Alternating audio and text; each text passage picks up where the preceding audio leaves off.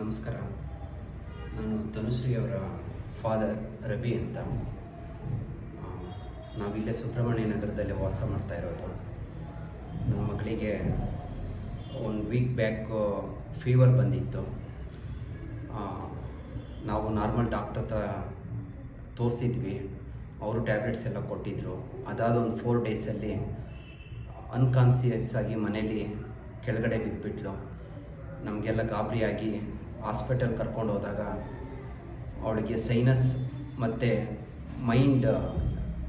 ಮೆದುಳು ಇನ್ಫೆಕ್ಷನ್ ಇದೆ ಅಂತ ರಿಪೋರ್ಟ್ MIR ರಿಪೋರ್ಟಲ್ಲಿ ಬಂದು ICUಯಲ್ಲಿ ನನ್ನ ಮಗಳು ಅಡ್ಮಿಟ್ ಆಗಿದ್ದಾಳೆ. ರಾಜು ಸರ್ ಹತ್ರ ರಾಕ್ ಬ್ರೇಕರ್ಸ್ ಅಕಾಡೆಮಿಲಿ ಅವಳು 5 ಇಯರ್ಸ್ ಮಗು ಇದ್ದಾಗಿಂದ ಡ್ಯಾನ್ಸ್ ಮಾಡ್ಕೊಂಡು ಬಂದಿದ್ದಾಳೆ. ಹಾಗಾಗಿ ನಾವು ರಾಜು ಸರ್ ಹತ್ರ ಸಹಾಯ ಕೇಳಿದ್ವಿ.